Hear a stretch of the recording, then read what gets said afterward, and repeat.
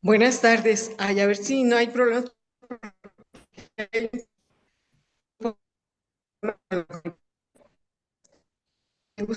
Como, ¿Se como que se está cortando, está cortando? Híjoles. se corta el audio. Se corta mucho, sí, ¿verdad, profesora? Así se oye bien. No sé si lo pueda presentar usted. ¿Sí? Bueno, bueno, pues es Este, un invitado especial, André Lecona Butelli. Me comentan que fue alumno de la profesora Gabriela.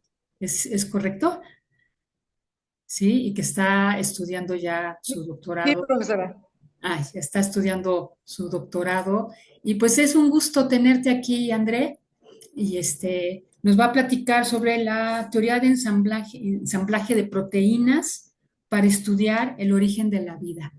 Pues bienvenido, André. Muchas gracias por aceptar la invitación y qué gusto tener aquí a un exalumno, ¿no? ¿No? Me da mucho gusto. André, Nada más quiero comentar, a ver si ya me escucho. sí. André viene, estudió la licenciatura en China y ahorita está haciendo el doctorado en Japón. Ah, qué, Entonces, para que nos platique un poquito cómo le fue por allá y cómo están las cosas por allá. Porque yo también estoy interesada en saber un poquito de eso. sí, sí, yo creo que sí, sí, nos interesa.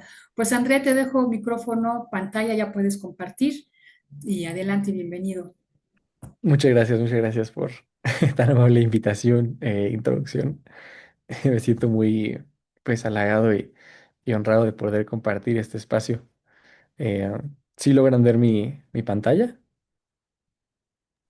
Sí, sí se ve perfecto. Ah, ok, muchas gracias.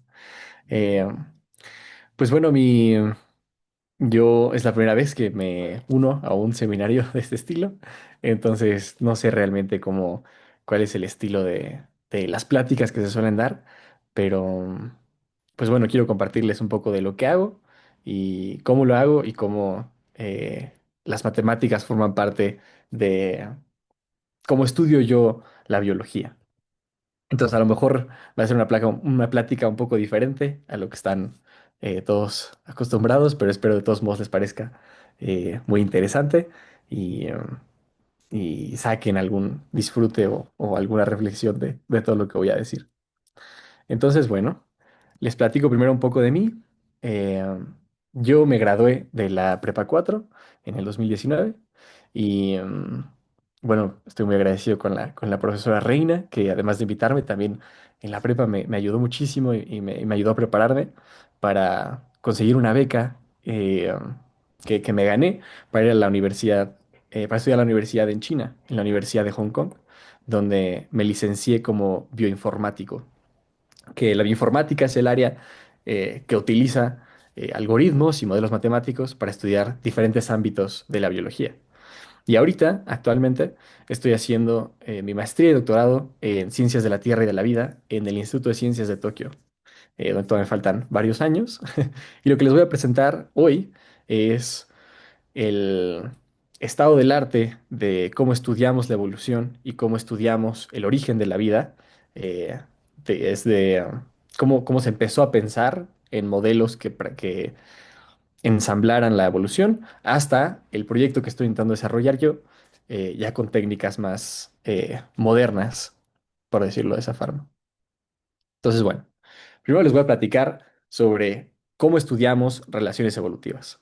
Y no sé realmente qué formación tenga la mayoría del público, pero de todos modos voy a irme despacio y dar un poco de información teórica para que todos estemos un poco en la misma página, pero pues me disculpo si son cosas que ya han escuchado antes.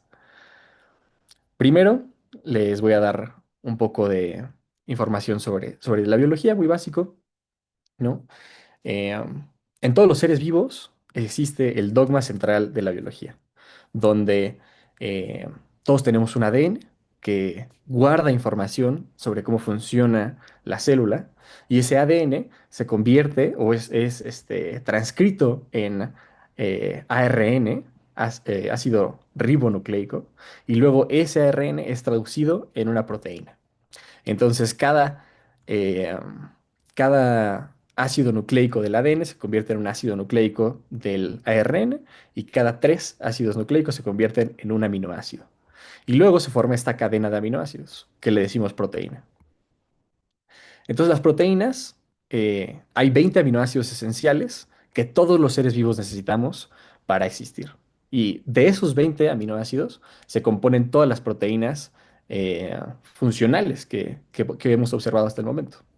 Y entonces se forma esta cadena, que es la estructura primaria de los aminoácidos, y luego se pliega en diferentes formas complejas para formar eh, hélices y barras, y luego estas hélices y barras se pliegan en estructuras terciarias, que después se juntan con otras estructuras terciarias para formar estructuras cuaternarias. Y esto le da una función biológica, ¿no? Entonces, por ejemplo, esta estructura cuaternaria es una caricatura de la proteína de la hemoglobina, ¿no? Que se encarga de absorber el oxígeno en los pulmones y repartirlo a todo el cuerpo.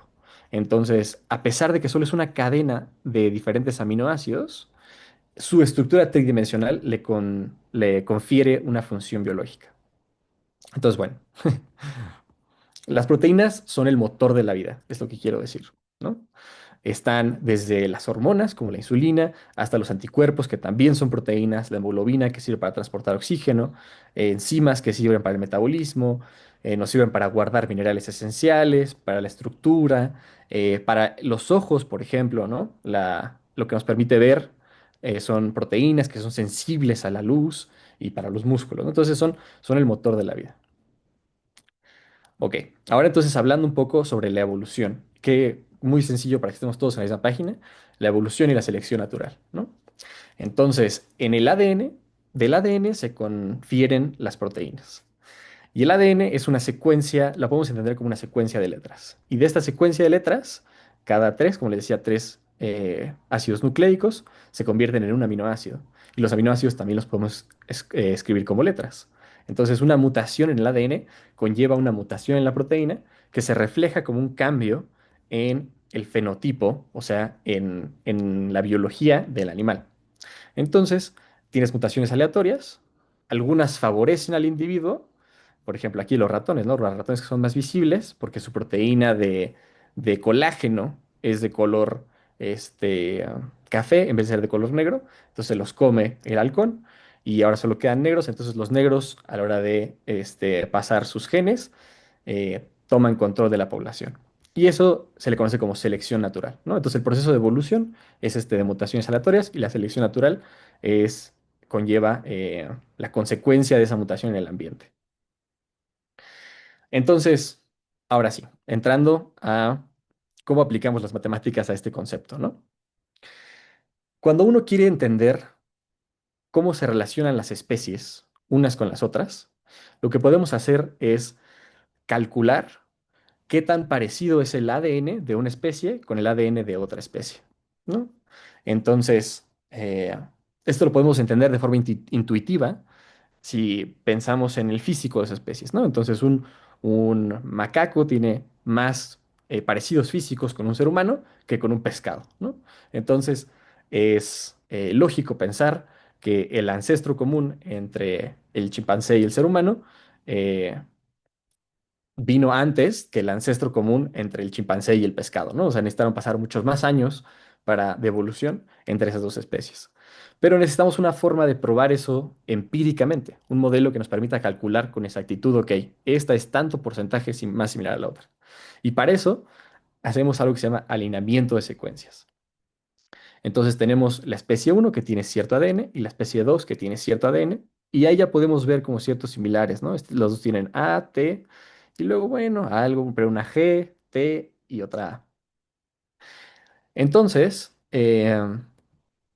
te agarramos un poco de creatividad y nos ponemos a pensar cómo estas secuencias pudieron haber divergido una de la otra, ¿no? Entonces, bueno, a lo mejor aquí hubo una deleción, ¿no? Se perdió esta letra C en esta especie y en esta especie se conservó.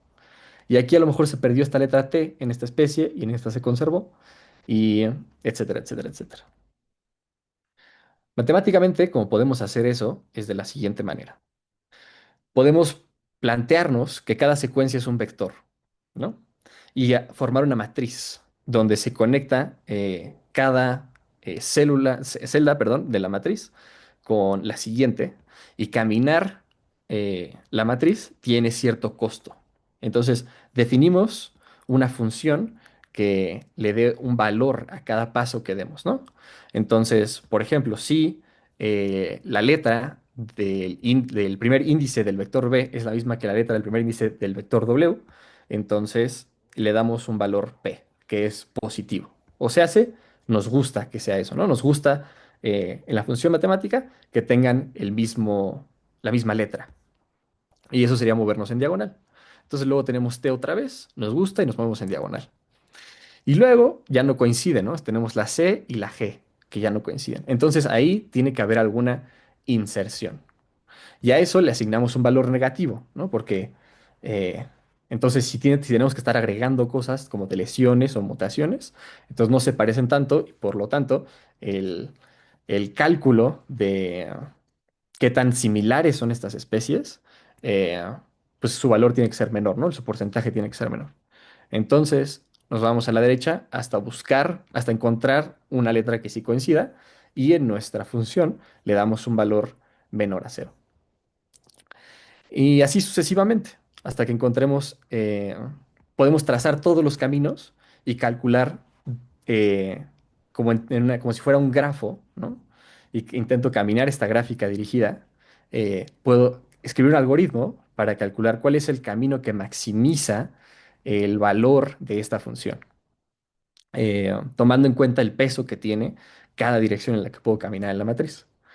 Y eso entonces te da un resultado de qué tan similares, matemáticamente hablando, son la secuencia de arriba y la secuencia de abajo. Y esto, ya en la computadora, pues no tenemos que hacer toda esta matriz, sino podemos escribir como vectores, ¿no? Y aquí tengo un ejemplo de dos, ¿no? Pero esto puede aumentar en muchas dimensiones. Entonces puedo tener varias secuencias y hacer vectores de muchas dimensiones y luego calcular cuál es la similitud entre todas ellas, tomando en cuenta el costo que tiene pasar de un índice, o sea, de un índice de un vector a otro índice de otro vector. Y luego esto me lleva a la siguiente. Bueno, voy a hacer un paréntesis porque de nuevo no sé, a lo mejor muchos están familiarizados con los conceptos que estoy explicando ahorita, pero nada más para que todos estemos en la misma página. Eh, Otro concepto matemático que usamos son los modelos ocultos de Markov, ¿no? Donde existe un estado oculto y un estado visible. Entonces yo sé que aquí Juanito, eh, si está lloviendo, tiene cierta probabilidad de salir a caminar, cierta probabilidad de ir al súper y cierta probabilidad de hacer el aseo en su casa. Y si está soleado, tiene otras probabilidades. Ahora, digamos que yo no sé cuál es el clima ese día porque estoy en otro lado del mundo, pero Juanito me dijo que fue a hacer el súper. Entonces, ¿cómo calculo la probabilidad de que esté lloviendo o de que esté soleado? Bueno, pues puedo hacer un modelo de este estilo, donde conozco las probabilidades de que Juanito haga cierta cosa, dado una condición inicial. Y conozco cuál es la probabilidad de que transicione de un estado de soleado a un estado lluvioso, ¿no? Entonces, a partir de esto, yo puedo decir, ah, bueno, si Juanito fue al súper, entonces hay X probabilidad de que esté soleado. De la misma manera, usando este mismo concepto, podemos entonces entender, si yo agarro el ADN de una especie aleatoria, ¿cuál es la probabilidad de que esta especie se parezca al ser humano?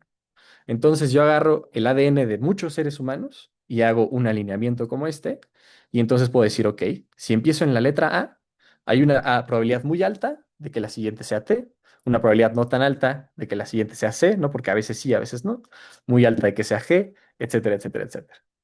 Entonces armo una cadena de esa manera, donde tengo la primera letra y luego cierta probabilidad de que sea una inserción, que es una línea, cierta probabilidad de que sea una deleción, que es que se quita la línea, y así puedo recorrer la cadena.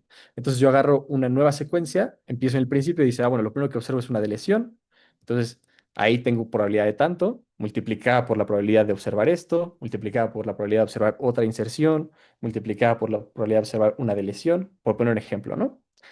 Y de así en adelante. Creo que no están viendo mi... Ahí sí, a ver si ya ven mi puntero, ¿no? Entonces, yo camino eh, a través de esta cadena y al final calculo, porque son probabilidades independientes, asumo que son probabilidades independientes, la de todas las mutaciones, y entonces puedo tener una probabilidad de decir, ah, bueno, este ADN que observo tiene 80% de probabilidad de ser de un ser humano, ¿no? Así también es como se calculan, por ejemplo, otras partes que no son de la evolución, como si quiero saber si alguien tiene COVID, ¿no? Entonces te hago una prueba de PCR, tomo tu ADN, bueno, el ADN que existe en tu cuerpo, y uno de ese ADN va a ser tuyo y otro de ese ADN va a ser del virus. Y entonces puedo tener un modelo de Markov del virus, del ADN del virus, y decir, ok, ¿cuál es la probabilidad de que la muestra que observé sea de COVID? Y entonces, pues lo paso por la cadena de Markov y así, por ejemplo, funcionan las pruebas de COVID. O las pruebas de ADN cuando si quieres saber si alguien es el padre o si el ADN de la escena del crimen es de tal persona. Este es el tipo de modelos que se usan. Y así es como hacemos árboles genealógicos, filogenéticos, debería decir, como donde tomamos el ADN de todos los seres vivos que hemos observado y que entonces calculamos la probabilidad del parentesco entre unos y otros. La pregunta que a mí me concierne es, ¿cuál fue el último ancestro común universal? O sea, ya que tengo el ADN de todas estas especies y sé cómo se relacionan unas con las otras, ¿cuál es la especie que está aquí en el centro de este árbol? Entonces, el objetivo de mi investigación es encontrar los rasgos, o sea, la composición macromolecular que caracterizaba a los primeros seres vivos hace millones y millones y millones de años. Y específicamente las proteínas, que es lo que a mí me concierne. Entonces, estas moléculas aquí enredadas, ¿qué tipo de moléculas eran? ¿Cuáles eran sus funciones? ¿Y cómo llegaron a ser en este planeta? Entonces, ahora que ya entendemos un poco más sobre cómo funciona la evolución y cómo la entendemos, les voy a hablar acerca de las proteínas un poco más. Entonces, bueno, para que entendamos como cuál es el modelo actual en el que pensamos en el origen de la vida, eh, podemos verlo en 7 etapas de forma muy general, ¿no? Primero, hubo que sintetizar los compuestos que existen en la Tierra. Después se tuvieron que acumular, por ejemplo, en el océano, en algún lago, en algún charco, en algún pedazo de arcilla en el suelo, ¿no? Después tuvo que haber una concentración, o sea, donde estos materiales que estaban acumulados ahora podían interactuar unos con los otros y concentrarse en vesículas, ¿no? En protocélulas. Y luego tuvo que haber un ciclo que permitiese, por ejemplo, día y noche, o seco y mojado, porque si tienes solo equilibrio, pues no cambia nada, ¿no? Pero si tengo una fuerza que está empujando, por ejemplo, el sol que constantemente está trayendo energía y luego está enfriando, ese ciclo le permite evolucionar a las protocélulas y después esas células se distribuyeron por el mundo, hubo un proceso de adaptación, de selección natural y luego la vida colonizó el planeta Tierra. Ese es el modelo que se tiene. Sin embargo, lo que me parece muy interesante, y ese es lo que les acabo de explicar, es el punto de vista de un biólogo, ¿no? Pero un matemático que se llamaba Levinthal, muy astutamente vio ese modelo y dijo, es que esto no tiene sentido. Porque si ustedes imaginan una proteína de 100 aminoácidos, por cada, aquí me falló, era 20, perdón. Pero cada aminoácido tenemos 20 diferentes letras, no 20 diferentes tipos de aminoácidos. Entonces, una cadena es 20 a las 100 posibilidades de secuencias posibles de una proteína, ¿no? Es una cantidad incontable de posibilidades. O sea, aunque le diéramos al universo tiempo infinito para explorar todo ese espacio de posibilidad, no habría tiempo de encontrar cuáles son las proteínas que realmente funcionan y cuáles son las que solo son un hilo, que no se dobla. Y luego, de esas que se doblan, no es necesario que se vaya a doblar, ¿no? En esta película muestro, esto es lo que se le dice un paisaje energético de la proteína. Entonces, la proteína puede deambular por todo este espacio donde no va a hacer nada y nunca va a funcionar, y solo es en ciertas condiciones donde encuentra estabilidad energética por las interacciones fisicoquímicas de los aminoácidos y se logra doblar y tener una función. Entonces, Leventhal dijo, ¿cómo es posible que exista la vida si matemáticamente es improbable con todas las combinaciones que hay? Entonces, bueno, ya lo expliqué, pero tenía más texto. Entonces, bueno, por favor, mantengan en la parte de atrás de su mente lo de la paradoja y ahorita les explico cómo se resolvió. Pero mientras tanto, les quiero platicar sobre la estructura de las proteínas. Entonces, eh, resulta que hay muchas partes de la proteína que se reutilizan. Entonces, si yo agarro esta que es un receptor de potasio, ¿no? Y veo, mira, esta parte roja parece mucho a esta parte verde que está en esta otra proteína que se dedica a reaccionar con los ácidos nucleicos. Y entonces no tiene nada que ver con esta otra metabólicamente y en la vida, pero comparten este fragmento. Y eso se parece mucho a esta otra, que es una proteína estructural que tampoco tiene nada que ver con lo que hacen estas dos. Y sin embargo, todas comparten este fragmento. Entonces eso es un fenómeno curioso que haya tanta reutilización de estas partes. Entonces aquí entra otra parte matemática. Bueno, aquí se muestra la reutilización de diferentes partes y esto nos puede mostrar, pues puedes decir, bueno, esto es porque existe una evolución divergente, ¿no? O sea, todas estas proteínas tienen un ancestro común y luego ese ancestro común fue cambiando y diversificándose, o una evolución convergente donde, de casualidad, dos ancestros diferentes encontraron esta misma forma de plegarse. Y entonces tú me dirás, bueno, André, pero ¿cómo sabes? ¿Cómo puedes probar matemáticamente? Como les encanta a la gente matemática, con muchos formalismos, que estas dos estructuras realmente son parecidas, ¿no? Porque veo tu caricatura y se ve muy bonita, pero ¿cómo me demuestras que sí son empíricamente la misma estructura? Entonces, así como hablamos de alineamiento de secuencias, también se puede hacer alineamiento de estructuras. Entonces, se toma un plano cartesiano y se calcula, ¿no? Como una coordenada para cada átomo de esa molécula. Entonces, aquí tengo, por ejemplo, dos proteínas y digo, bueno, si la pongo en un plano cartesiano, el átomo uno tiene la coordenada tal, el átomo 2 tal, y así sucesivamente, y también de esta otra proteína. Y luego las alineo. Y digo, ok, ¿cuál es la distancia del átomo uno de esta proteína al átomo uno de esta proteína? La distancia del átomo 2, etcétera. Y luego yo fijo la proteína azul, por decirlo así, la dejo fijada en el espacio y la proteína naranja la giro hasta minimizar la distancia entre los átomos, ¿no? Entonces, si nos imaginamos un vector B y un vector W que representan cada uno el conjunto de coordenadas para esa proteína, puedo calcular como esto es la desviación estándar media, la raíz cuadrada de la desviación estándar media entre los átomos y usar eso como una métrica para entender realmente qué tan distante es una de la otra. Y entonces yo voy a rotar esta proteína hasta minimizar lo máximo posible, encontrar el mínimo, pues, usando cálculo, lo puedo hacer, encontrar el mínimo de esta función para estos dos objetos. Entonces así es como alineamos las secuencias y podemos decir, ah, mira, el mínimo es muy bajo, realmente la distancia es muy chiquita, entonces estas dos se parecen mucho. Aquí tengo ejemplos donde claramente se ve estas dos, pues tienen una calificación muy baja porque no se alinean nada. Estas tienen una calificación mediana, más o menos se alinean. Y estas tienen una calificación muy alta, ¿no? Porque se ve luego que son prácticamente la misma proteína. Ok. ¿Y qué puedo hacer con eso? Entonces, André, ya me dijiste cómo alineo secuencias, ya me dijiste cómo alineo estructuras, pero ¿y eso a mí? O sea, ¿a mí qué con eso? Bueno, aquí les voy a platicar más cosas matemáticas que podemos hacer.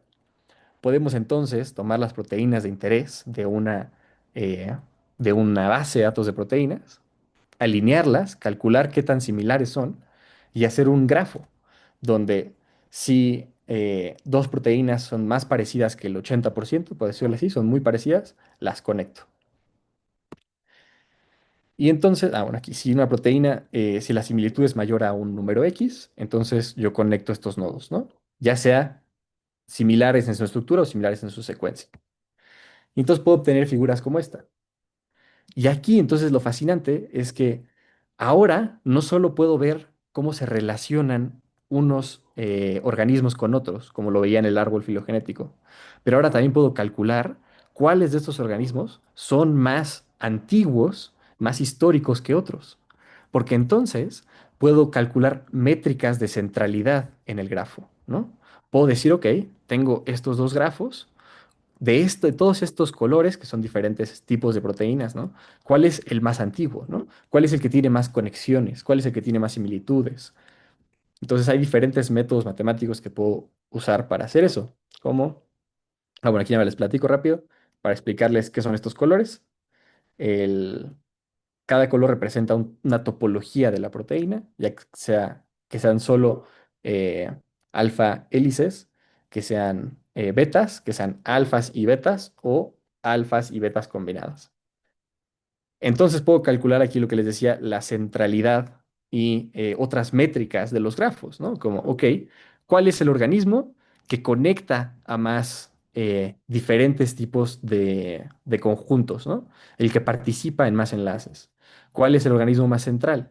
¿Cuál es el organismo que, bueno, son dos tipos de centralidad. Centralidad de grado, o sea, que tiene más conexiones, y centralidad de, esa se refiere al árbol de extensión máxima, es que es una medida matemática en la teoría de grafos, y igual podemos entender, ok, qué está al centro del árbol que se extiende lo más posible en este grafo, ¿no? O cuál es el camino más corto entre dos nodos, y así entender, bueno, este claramente es más cercano a este porque su camino es muy cortito, y este para este son muy distantes. Entonces, a través de estos grafos también podemos entender muchas relaciones evolutivas que el árbol filogenético no nos muestra. Y entonces lo que se descubrió es que el grupo de alfa y beta, a través de estas medidas de centralidad en la teoría de grafos, es el más antiguo de todos los grupos de proteínas, ¿no? Entonces ya estamos haciendo un avance, ya entendemos, ok, cuáles son los...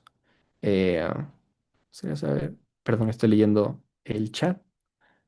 Eh, me gustaría saber por qué se consideran probabilidades dependientes al hablar de mutaciones en lugar de utilizar probabilidades. Eh, Muchas gracias, Julio César, por tu pregunta. Si te parece bien, me sigo con la presentación para no regresarme y al final respondo todas las preguntas que vayan dejando en el chat o que me quieran hacer, este, en, que quieran levantar la voz sin problema. Bueno, ok. Ahora, eso es lo que se ha hecho hasta ahora, ¿no? Pero ¿cómo seguimos de aquí? En el 2023, hace poquito, otros matemáticos se juntaron y dijeron, está muy padre esto de la evolución, está muy padre esto de la selección natural, pero me interesa saber a mí cómo puedo cuantificar esto todavía más, cómo puedo explicarlo todavía más, ¿no? Porque en la física, eh, de forma idealista, creemos que si tenemos las condiciones iniciales de un proceso, podemos calcular cuáles van a ser las condiciones en X tiempo, ¿no? Si simplificamos un modelo. Entonces, yo tengo una pelota y le aplico tanta fuerza y calculo la fricción del aire y la fricción de la superficie, voy a saber cuánto va a rodar esa pelota, por poner un ejemplo, ¿no? Entonces, estos físicos dijeron, bueno, yo quiero hacer eso, pero para la evolución. Ya sé cómo ver hacia atrás, ya sé cuáles son los más antiguos, ya sé cómo se conecta todo. Entonces, quiero hacer un modelo que dado yo estas condiciones iniciales, cómo va a evolucionar este modelo hacia futuro. Entonces se dieron a esta tarea. Y lo que hicieron en su modelo es definir un objeto, así de forma muy abstracta, muy matemática. Un objeto es algo finito, distinguible y que persiste a través del tiempo y se puede reutilizar. Entonces, por ejemplo, si yo pienso como Legos, ¿no? Tengo estos objetos y los puedo unir para crear estos otros objetos y luego se los puedo volver a unir y así ir complejizando eh, la estructura que se forma. Ok. Y entonces le dieron matemáticas al asunto y dijeron, vamos a definir una cantidad que le decimos índice de ensamblaje. Eso se refiere al número de pasos que requiere el camino más corto para generar un objeto desde los bloques básicos definidos. Ahorita explico más detalle, desgloso esa definición. El número de pasos siempre va a ser finito para un objeto finito y por ende el índice de ensamblaje A siempre es computable, en teoría. Entonces, por ejemplo, si yo tengo estos bloques, ¿no? Bloques iniciales rojo y hexágono azul, pues puedo agregarle al hexágono azul otro hexágono azul, otro más, y luego uno rojo, y luego esta figura de aquí yo ya la había descubierto antes, entonces la puedo reutilizar. Y en vez de tener que agregar uno, dos y tres más, puedo utilizar la que ya había yo creado antes, y entonces brincarme varios pasos. Y luego no tengo que volver a hacer otra florecita, puedo nada más pegarle una y luego pegarle otras dos y así llegar. Entonces, el punto es que para llegar a un objeto complejo, en esta teoría, no se necesita ir uno por uno de los bloques, sino solo necesito uno, dos, tres, cuatro, cinco, seis pasos. Y así, ese sería el índice de ensamblaje de esta figura geométrica a partir de estos bloques. Ok. Entonces acá hay otro ejemplo con moléculas, cómo se aplica ya en la práctica, ¿no? Entonces yo tengo un doble enlace de carbono, un enlace sencillo de carbono y un enlace de un carbón con un oxígeno. Y entonces puedo decir, bueno, uno de estos dos enlaces y ahora tengo una molécula de tres átomos con un oxígeno. eh, Aquí uno de estos dos enlaces y ahora tengo tres carbonos. Y luego puedo juntar estos dos. Y entonces llegar a este punto no me tomó uno, dos, tres, cuatro, cinco, sino nada más me tomó uno, dos pasos, ¿no? Y así sucesivamente. Puedo calcular entonces todas las moléculas que yo observo, puedo calcular cuál es su índice de ensamblaje. Bueno, aquí otro ejemplo, pero creo que me lo voy a brincar para el tiempo, pero pues es el mismo principio. Y entonces después puedo pensar, ok, puedo tener un objeto que es muy complejo, que yo estoy viendo su índice de ensamblaje y estoy viendo que es una cosa muy fascinante, una molécula muy padre y lo que sea, pero alguien me podría argumentar, ver una copia de algo puede ser simplemente aleatorio, ¿no? Eso no me dice que es algo biológico o que es algo que evolucionó. Puede ser que por pura casualidad pasó una vez en la vida del universo y ya. Entonces, el número de copias es muy importante también. Si yo veo algo que pasa complejamente, como que cae un rayo una vez y nunca vuelve a pasar, digo, bueno, pues eso estuvo raro, ¿no? Pero si pasa muchas veces y veo que siguen cayendo rayos y rayos y rayos, entonces ya es un fenómeno que vale la pena ser estudiado. Entonces, eso nos indica, pues aquí, que hubo un proceso determinístico, ¿no? Un proceso que se puede entender y que se puede calcular y que es una evidencia de cierta selección, de cierto proceso natural que está teniendo lugar en ese fenómeno. Y entonces eso nos lleva a esta ecuación. Entonces, el ensamblaje, ya de forma formal, y a lo que yo me refiero en el título de la presentación cuando les digo ensamblaje de proteínas, es la cantidad total de selección necesaria que hubo que ocurrir para producir ese objeto. Entonces, si yo tengo una proteína y quiero saber qué tan antigua es, entonces puedo calcular su ensamblaje y decir, bueno, esta proteína necesitó pasar por muchísima selección, muchísimos millones de años de selección natural para llegar a lo que es. Y por ende, este debe ser un organismo muy, muy, muy antiguo. Y entonces se usa el índice de ensamblaje, el número de copias observado y el número total de objetos que veo en este universo de objetos, ¿no? Y esto entonces me lleva a una explosión combinatoria de posibilidades, ¿no? Si yo tengo partículas fundamentales como la figura geométrica roja y la figura geométrica azul, y voy a lo largo del tiempo viendo todas las posibilidades, todas las formas diferentes en las que puedo combinar estos dos objetos, eso me da una explosión combinatoria enorme. Y el desafío entonces, y la razón por la que esta teoría es muy controversial, es porque ¿dónde está la utilidad si yo no puedo reducir ese número de combinaciones a algo calculable? ¿No? Entonces aquí en negro se ve todas las posibles combinaciones. Muchas de esas son físicamente imposibles, ¿no? Hablando de moléculas, pues matemáticamente puedo calcular una cadena que son 100 carbonos así seguidos uno atrás del otro, pero físicamente eso nunca va a pasar. Entonces, dentro de este universo tengo un subgrupo, una subcategorización de lo que es posible, y luego de eso puedo agregarle yo contingencias. Por ejemplo, puedo decir, bueno, solo me interesan las partículas, las moléculas que obedecen eh, ley X de la física o de la biología o de la química. Y luego, dentro de ese círculo, tengo lo que realmente estoy observando, ¿no? O sea, si yo voy y hago experimentos en el campo, pues voy a tener estos círculos de aquí. Y el objetivo entonces de el modelo matemático del ensamblaje es, dada estas observaciones que hemos hecho, encontrar cuáles fueron las partículas fundamentales que llevaron a esta explosión. Ok, muy bien. Bueno, esto es otro ejemplo, pero aquí esto es una proteína. Entonces, ahora sí, aplicando teoría de ensamblaje a las proteínas. ¿Cómo lo estudio, no? Tenemos diferentes aminoácidos que se van ensamblando, pero la dificultad está, como les decía, en definir las partículas fundamentales. Porque si yo, regresando a la paradoja que les expliqué hace rato, si yo empiezo con partículas fundamentales muy chiquitas, como los aminoácidos, entonces la combinación va a ser imposible de calcular. Pero también, si yo empiezo con partículas muy grandes, pues voy a tener una o dos combinaciones y eso no me va a decir nada. Entonces, el desafío es encontrar cuál es el tamaño correcto.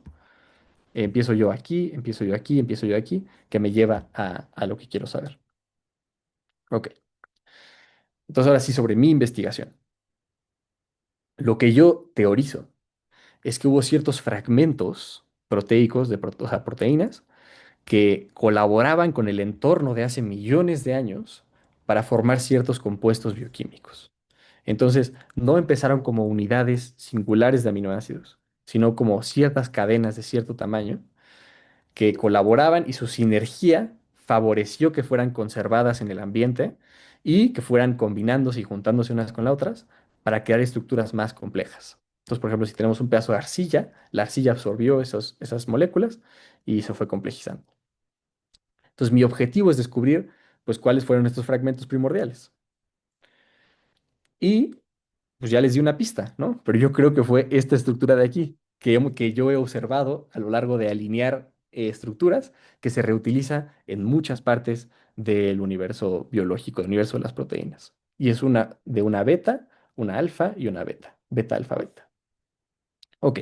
Y beta, alfa, beta forma parte de este grupo que también les platicaba que es muy antiguo, de los alfa, de las alfabetas.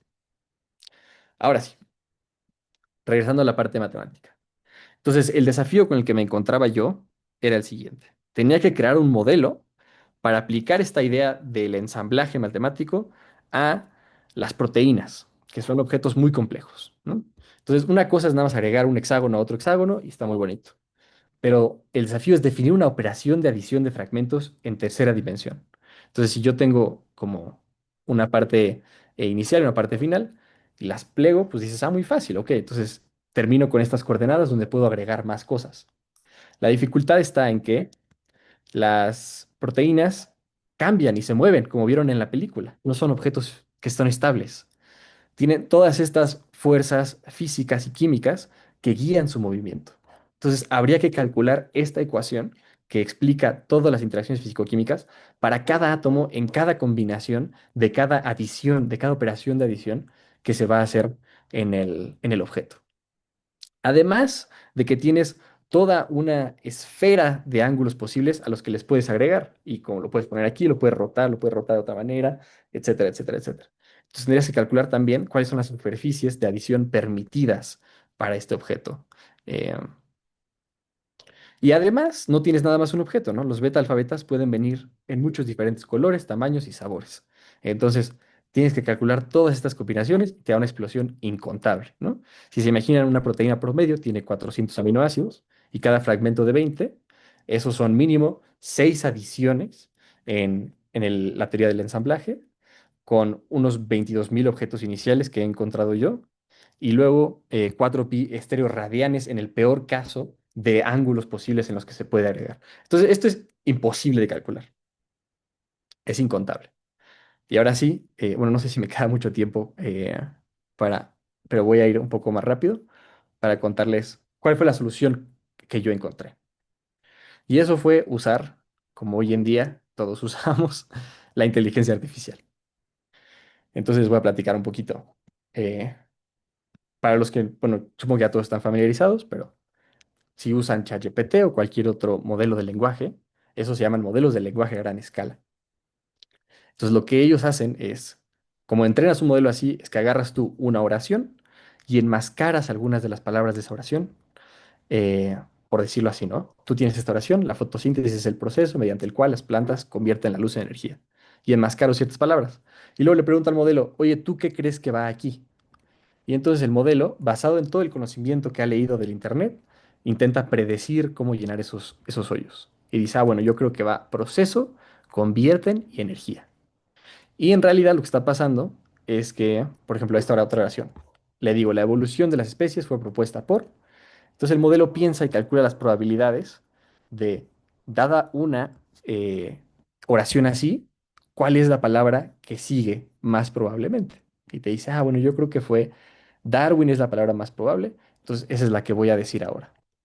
Y entonces te dice Darwin, porque esa es la probabilidad, y tiene razón, ¿no? Ahora, me disculpo porque aquí ayer en la noche se me estaba yendo el tiempo y no pude hacer diapositivas muy elaboradas, entonces me copié las siguientes diapositivas de unos gráficos muy bonitos de un video, que si tienen tiempo y curiosidad, les comparto el video para que lo vean en detalle, pero les explico matemáticamente cómo funciona esto. Cada letra, cada palabra en esta oración es descompuesta en una serie de vectores. Entonces, hay una función matemática que te dice, ok, cada palabra va a ser este vector en este espacio y es un vector multidimensional muy complejo. Y luego, esta serie de vectores, eh, ha- hay una multiplicación de matriz que se le dice la matriz de atención y todos los vectores son multiplicados por esta matriz de atención para voltear a ver uno al otro. ¿Y por qué hacen esto? Porque, pues al final de cuentas necesitas entender el contexto en el que existe esta palabra para darle significado, ¿no? Porque una cosa es que exista un modelo matemático de inteligencia artificial y otra cosa es que exista un modelo de revista. Pero la palabra es la misma y por ende su vector va a ser el mismo, pero necesitas esta multiplicación de matriz de atención para definir la diferencia. Y luego tienes otra matriz en donde ahora, en vez de multiplicarse los vectores unos por los otros, es una multiplicación en paralelo, independiente, donde este vector, cada vector independientemente pasa por la misma multiplicación para convertirse en otro vector. Y los pesos, los valores de esta multiplicación son definidos a través del proceso de entrenar al modelo, ¿no? Entonces el modelo muchas veces se va a equivocar, le dices eso estuvo mal y entonces cambias los valores de esto y te da un nuevo vector. Y así lo haces muchas, muchas, muchas veces y eso te da una serie de vectores finales, ¿no? Y lo interesante aquí es que yo puedo poner esos vectores en un espacio. Entonces, cada palabra que yo le dé, al pasar por el modelo, la va a proyectar en un espacio. Y lo que es muy interesante entonces es que el significado de estas palabras se conserva en el espacio. Entonces, por ejemplo, el vector para la palabra torre va a estar muy cerca del vector de la palabra edificio, del vector de la palabra eh, rascacielos y del vector de la palabra construir y techo. Entonces, el modelo de cierta forma crea un espacio multidimensional donde se conserva el significado de todas estas palabras. Es muy fascinante. Y lo que es más fascinante todavía es que yo puedo hacer operaciones matemáticas con estos vectores y encontrar su significado.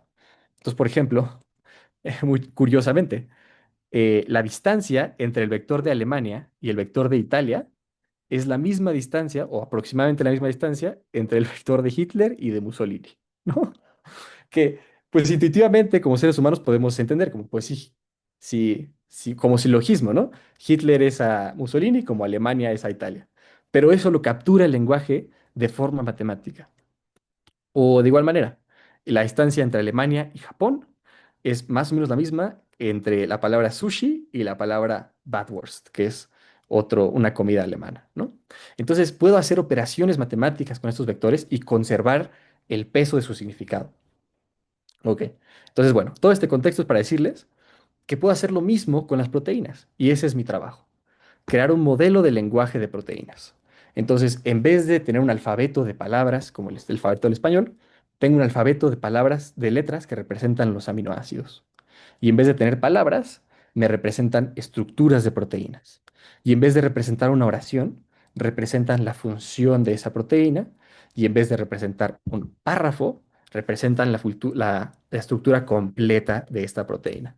Entonces tomo toda esta información de las proteínas, entreno este modelo para crear vectores en donde esté representada las características de esta secuencia y puedo hacer matemáticas con ese vector.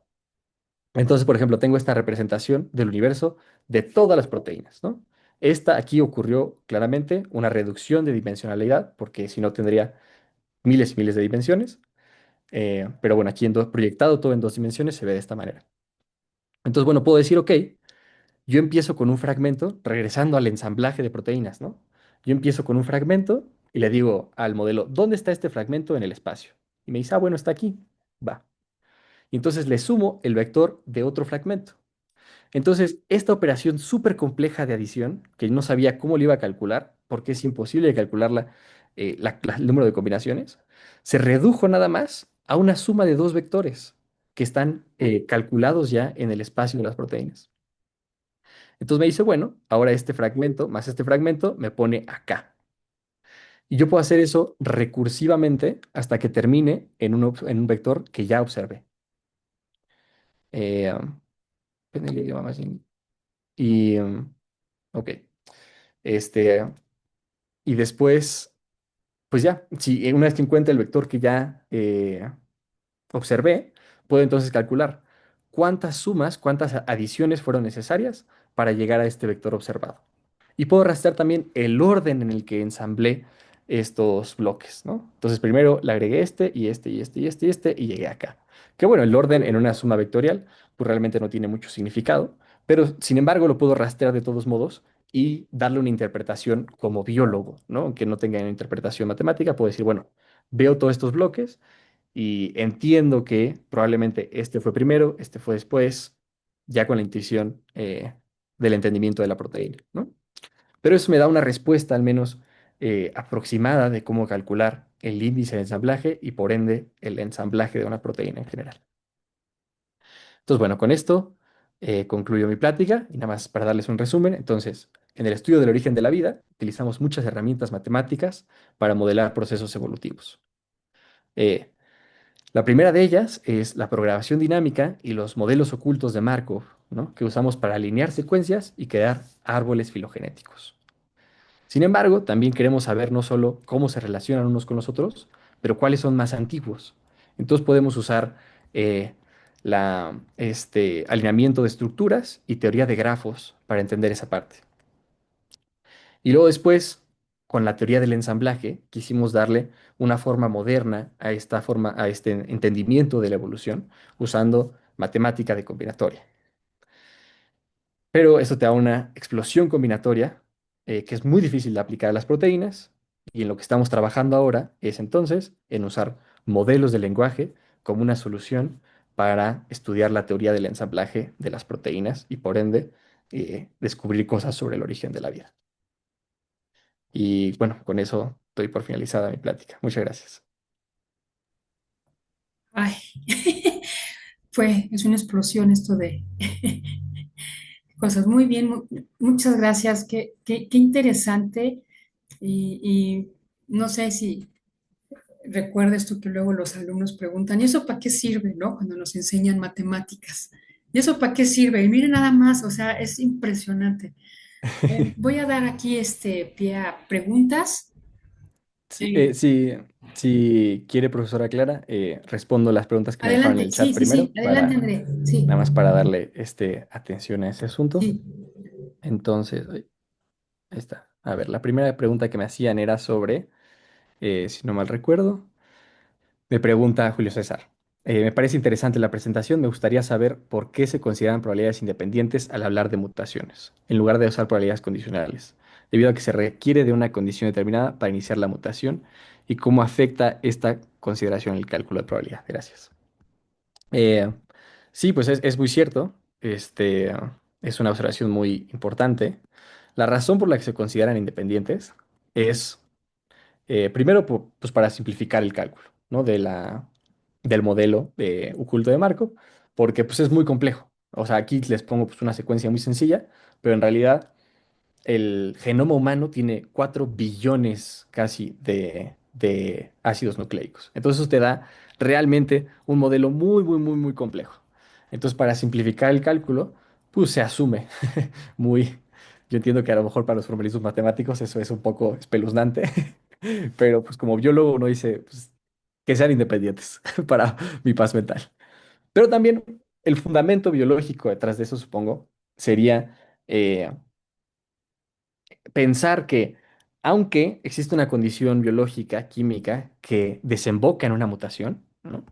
El lugar donde puede ocurrir esa mutación es completamente indeterminístico. O sea, puede pasar en la posición uno, en la posición 2, en la posición 3.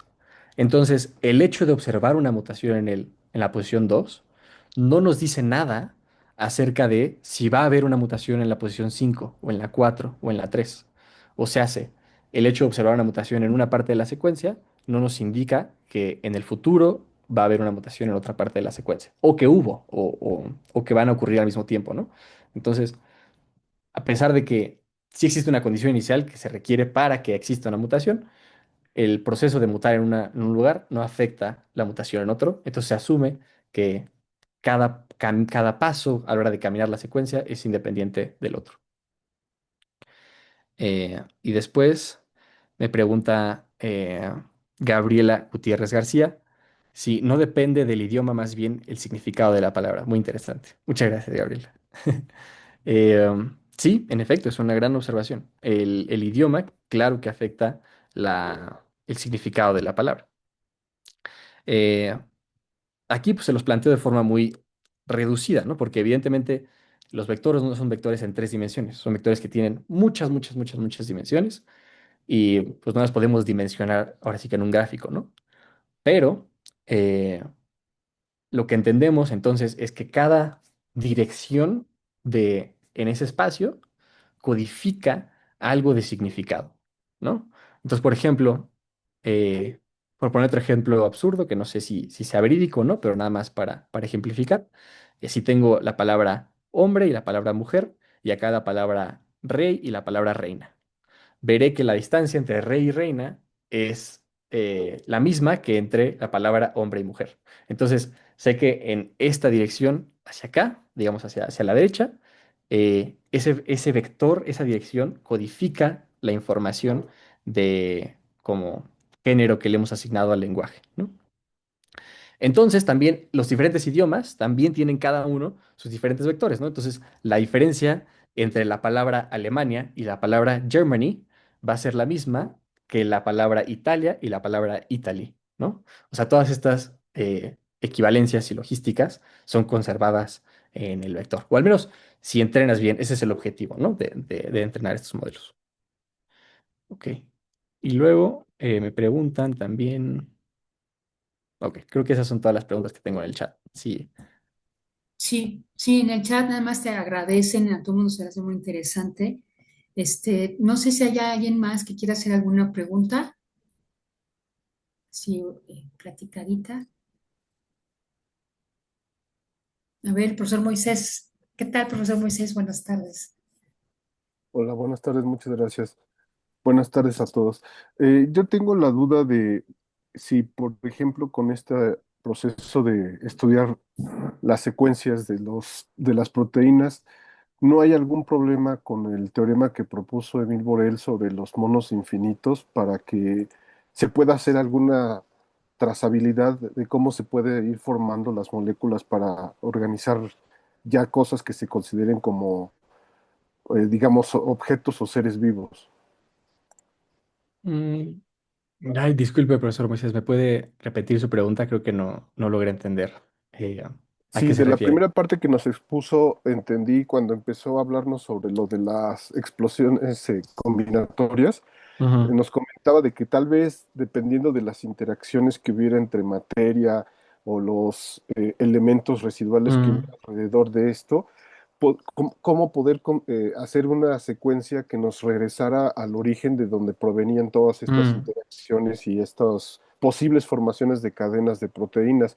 Pero, sin embargo, también después de lo que nos expuso sobre la explosión combinatoria, esto yo lo pensé asociar con lo que propone Borel sobre la posibilidad de que un mono, por ejemplo, escriba una de las mm, frases de una de las obras de Shakespeare. sí, Pero él calcula en esa propuesta que no solamente sería un tiempo infinito lo que necesitaría un mono, sino que se necesitaría un número infinito de sí. monos para lograr una frase con sentido. Entonces eso me hace pensar, y además recordando lo que nos comentó de que se vuelve algo incalculable, algo innumerable, eh, cómo con estas limitantes bajo Mm, posibles combinaciones y grandes números que nos arrojarían una probabilidad difícil de calcular o prácticamente imposible, cómo se podría hacer el rastreo para posibles moléculas que formaran la vida. Esto es la parte que sí. no tengo muy clara de su exposición. Sí, muchas gracias, profesor Moisés. Pues justo a lo que se refiere, ese es exactamente el desafío de investigar el origen de la vida e investigar lo que pasó hace billones y billones de años, ¿no? La analogía a lo que dice usted de los monos es lo que propone en términos biológicos Levinthal, otro biomatemático, que dice justo eso, que la explosión combinatoria es incalculable, necesitarías billones y billones de años, y la Tierra es imposible que haya pasado esto de forma aleatoria, ¿no? Entonces, lo que hacemos nosotros es empezar, pues, asumiendo un estado, ¿no? Eso es lo que nos permite hacer algún tipo de deducción. Entonces decimos, ok, la vida existe, eso es un hecho. Entonces, algo tuvo que haber pasado. Claramente no pasó desde cero, porque si no hubiera sido imposible. Entonces necesitó haber empezado desde algún fragmento, ¿no? Algo donde las combinaciones ahí sí ya se vuelven calculables. Entonces, lo que yo proponía aquí, ¿no? Entonces, lo que creemos ahora, en el momento es que hubo un conjunto de fragmentos que ya eran reutilizables. Entonces, en la teoría del ensamblaje lo ponen, porque entonces se vuelve una paradoja, ¿no? Usted me puede preguntar, bueno, ¿y de dónde vienen esos fragmentos? Entonces, por eso es que esta teoría lo explica de forma tan elegante, porque entonces dice, ok, una vez que tú descubres un fragmento, partes de pequeñas partículas, pero no necesitas estarlas agregando una por una. O sea, es como si el mono que está escribiendo no está escribiendo aleatoriamente, sino que una vez que encuentra un párrafo de un texto de Shakespeare, eso se lo puede compartir a todos los monos, y entonces todos los otros monos ya no tienen que empezar desde cero, ya pueden empezar desde el primer párrafo. Entonces el siguiente mono va a escribir un segundo párrafo, y ya que le atinan al segundo párrafo, se lo comparte a todos los monos. Entonces, es esta reutilización que creemos que fue la clave para superar esta explosión combinatoria, donde no se necesitaba empezar desde el principio, sino que una vez que algo era útil, se reutilizaba. Y entonces, bueno, pero ¿cómo saben los monos que lo tienen que compartir con los otros monos que ya le atinaron? Ahí es donde entra esta parte físico-química, ¿no? Entonces, una vez que un fragmento es útil, es un párrafo de Shakespeare, tiene una función en el ambiente. Entonces, se absorbe en la arcilla, se absorbe, se disuelve en el océano y interacciona. Y esas interacciones, esa sinergia, le permite sobrevivir y replicarse. Y entonces ya tienes como un checkpoint, una base inicial. Y así es como superas la explosión combinatoria. Entonces el desafío es encontrar cuáles eran estos fragmentos. Y ahí es donde yo propongo entonces esta solución, donde entonces podemos como hacer matemática de vectores es muy fácil y muy rápido de calcular. eh, yo puedo probar muchas combinaciones, empezar con muchos fragmentos que estén esparcidos por todo el espacio y sumarlos unos con los otros y ver cuál de esos en un número factible, en un número contable de pasos, me lleva a algo que existe. Entonces, una vez que ya sumé muchas cosas y vi, ok, ya encontré que llego aquí, entonces sé que estos bloques son bloques de valor porque me llevan acá. Entonces puedo explorar qué otras combinaciones y cálculos puedo hacer con estos bloques. No sé si eso responde su pregunta. Sí, muchas gracias, pero también tengo otra. Con esta propuesta de los vectores que usted propone para el modelo, ¿se reduce en alguna manera significativa el tiempo de cálculo para llegar a algunas distribuciones que sean factibles? Sí, bueno, se reduce, no es un cálculo sencillo tampoco, pero se reduce en comparación con los otros métodos, ¿no? Entonces, si yo quisiese calcularlo de esta manera, de forma, ahora sí que sin usar inteligencia artificial, de forma manual, tendría que calcular esta ecuación de las interacciones físico-químicas para todos los átomos que están en la molécula. Entonces, cada que yo le agrego otro nuevo paso, tengo que calcular, ok, cómo se movió este átomo a este otro lugar y resolver esta ecuación para todos los pasos, para todos los átomos, en todas las moléculas que le vaya yo agregando. Entonces, esto es imposible, es muy difícil.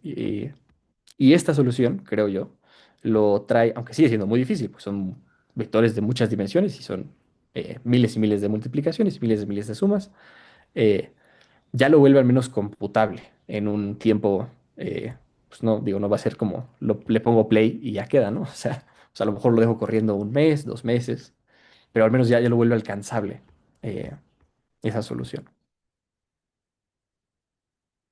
¿Y si están pensando en hacer alguna ejecución para algún tiempo, bueno, dentro de lo razonable, en meses o algo así para obtener un resultado como algo que esperen ustedes? Sí, pues sí, esa es justo la idea. En el momento estamos en la etapa de entrenar el modelo, ¿no? Primero. Sí. Eh, pero una vez que el modelo ya esté entrenado y sea capaz de entender este lenguaje y de poner estas proteínas en lugares, las proteínas que existen, ¿no? En lugares Ujú. que digamos que sean comunes, donde digo, ok, si las proteínas de los humanos, pues todas conservan su significado de ser parte del ser humano y se conjuntan acá. Entonces, ya que vea eso, ya puedo empezar el cálculo y ese sería el siguiente paso de nuestro estudio, pero por el momento eh, estamos con esta propuesta. Muchas gracias. No, gracias a usted. Muchas gracias. Profesora Gabriela, adelante. André, buenas tardes a todos. Yo tengo otra pregunta que me acaba de surgir ahorita con respecto a lo que tú expones sobre los vectores, que es mucho más fácil hacer estos vectores. ¿Cómo estos vectores esquivan la mecánica cuántica? Sí, porque tú Mm, hablas de que, ajá, eh, sí, bueno, ¿quiere terminar la pregunta o ahí? no, nada más, es como, o sea, cómo estos vectores esquivan la mecánica cuántica, porque tú lo que estás diciendo es de que sí, efectivamente es muy difícil determinar el movimiento de los átomos.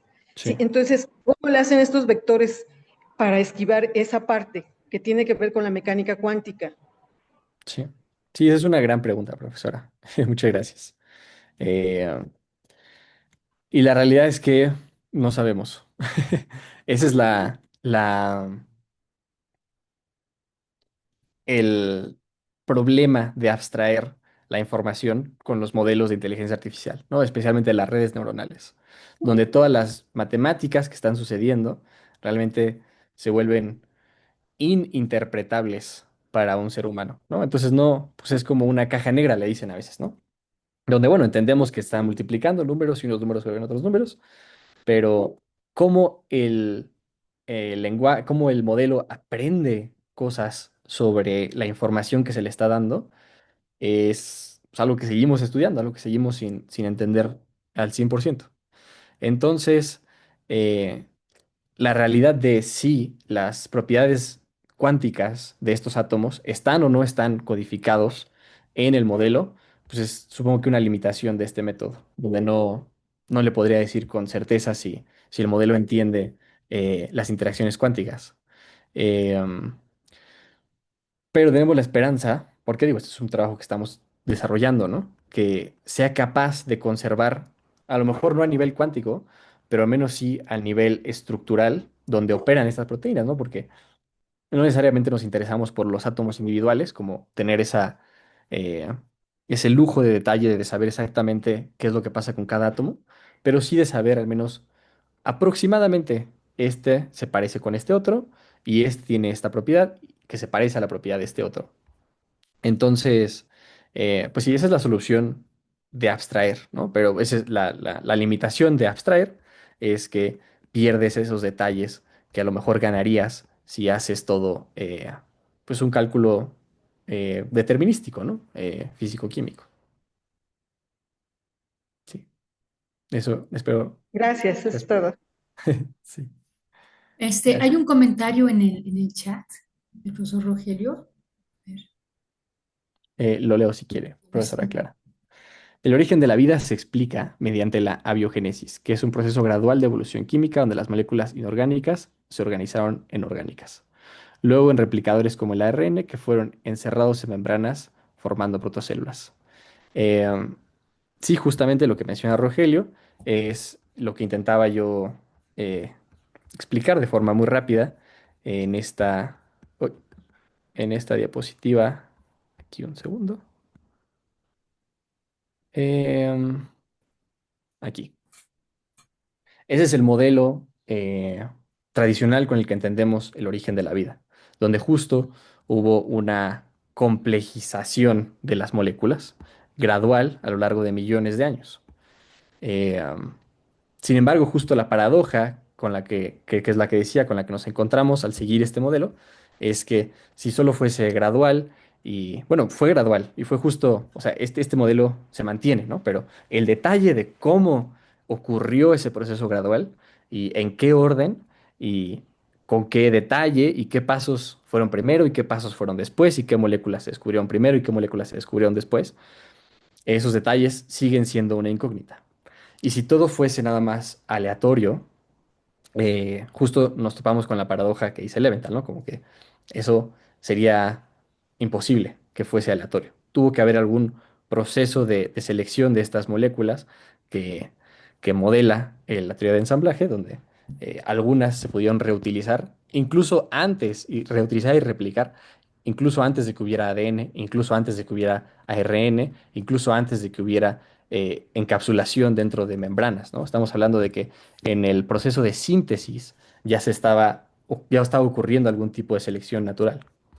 Eh, y pues eso es lo interesante que estamos estudiando ahora, ¿no? Como que intentando agregarle a este modelo con la nueva perspectiva de que, ok, ya que entendemos esto, hay que realmente ponerle una historia, ¿no? No nada más decir pasó esto y luego creo que pasó esto y luego pasó esto, sino más bien como, ok, concretamente surgió esta molécula de este fragmento y luego esta molécula de este fragmento se volvió esta otra de forma muy específica, ¿sí?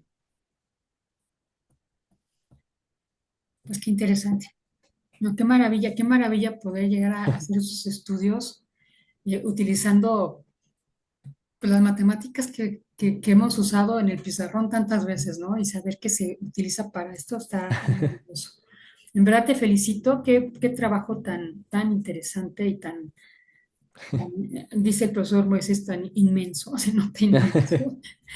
Y sí, muchas gracias. Qué interesante. No sé si hay algún otro comentario, pregunta.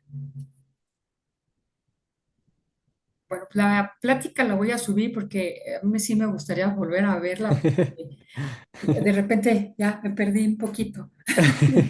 Pero es que es mucho, mucha información. Pues muchas gracias, en verdad, te felicito otra vez. Y, No, y muchas gracias a todos por el espacio, por escuchar un poco sobre mi trabajo. Sé que a lo mejor es un poco diferente de las pláticas que suelen tener aquí en el seminario, tener a un biólogo platicándoles de cosas muy abstractas, pero pues les agradezco mucho, le agradezco mucho a la profesora Clara y a la profesora Gabriela por regalarme este espacio. Y bueno, me da mucho gusto que hayan disfrutado. Y pues sí, cualquier eh, duda o comentario que quieran seguir discutiendo estos temas, siempre pues pueden escribirme. Les puedo dejar incluso mi correo en el chat si quieren tener más preguntas. Eh, sí, sí, estaría bien por si tienen alguna duda, comentario. ya, listo. Y, y pues bueno, de nuevo, muchas gracias por su tiempo. No, gracias a ti otra vez. Muchas gracias a todos por estar aquí. Y nos vemos. La próxima plática va a ser el 25. Es el jueves dentro de 15 días. Va a estar con nosotros Paloma Subieta para hablar un poquito de divulgación. Pues muchas gracias. Coman rico. Gracias y un Muchas gusto gracias. conocerte, André. Muchas gracias. Gracias. Gracias, gracias. Gracias. Adiós. Gracias. Hasta luego. Gracias. Dejo de grabar.